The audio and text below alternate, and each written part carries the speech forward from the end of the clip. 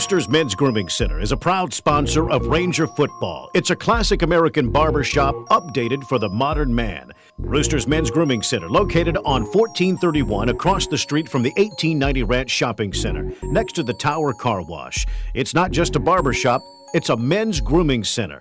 The atmosphere is amazing. Brand new, clean, big screen TVs, oversized leather barber chairs, and relax. We'll bring you a cold beverage of your choice. Mike and his team of experienced stylists love and are proud of what they do, and they will take care of you. Roosters Men's Grooming Center, located on 1431 across the street from the 1890 Ranch Shopping Center. Check them out. Roosters Men's Grooming Center. Walking.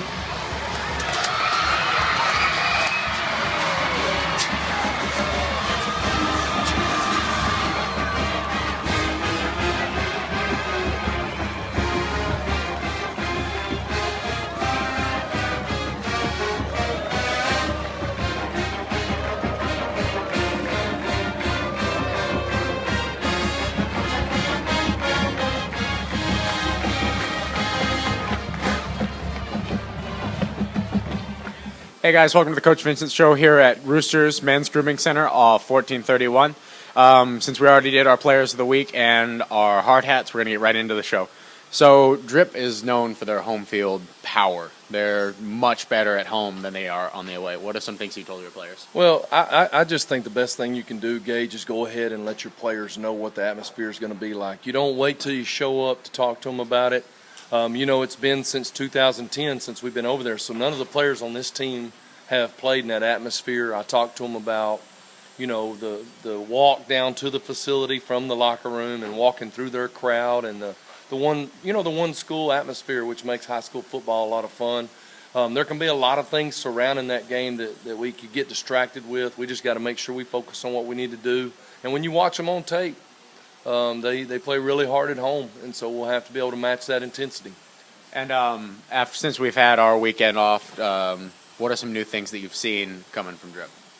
After seeing more film, really, one of the biggest things for us is we've got to do a great job against their front three and make sure that we can find their linebackers. They do a good job with their front three of being physical and letting their linebackers run, so we're going to have to do a great job with those guys up front and make sure we can maintain blocks. I feel like that with our speed, there's some things we can do down the field on them, and there's some things we can do on the edge. But we can also attack the middle of their defense. And then on the other side of the ball, Gage, just defensively, they're real balanced. So we have to play the run really well, but we've also got to be able to play the pass. They're two quarterbacks. They do a great job of managing the offense and throwing the football all over the field. So they're going to make us defend the field with their passing game. Running game's not complicated, but the running game has a lot of option off of it. So we'll have to be in the right places on that. Definitely feel like our special forces during the open week, we got better in that area. And so I'm looking to see that we want to make sure our special forces can control that part of this game also. And you mentioned the open week. What are some things that you did during the open week, and how do you feel about it? During the open week, you try to get a jump on your opponent, obviously, but you also try to get well. You want to make sure that it gives your chance players to get, you want to take the opportunity to get some of your players that may just have little nagging injuries. It gives them a chance to get well. Practices are typically a little bit shorter, but not any less as far as intensity, because we still want to get better during the open week at fundamentals. You go back to the basics of your offense and your defense. Where do you fit on your defense? Where's your hand placement? Where's your hat placement on offense? The fundamentals of the game. Blocking, tackling, throwing, catching, ball security, taking footballs away.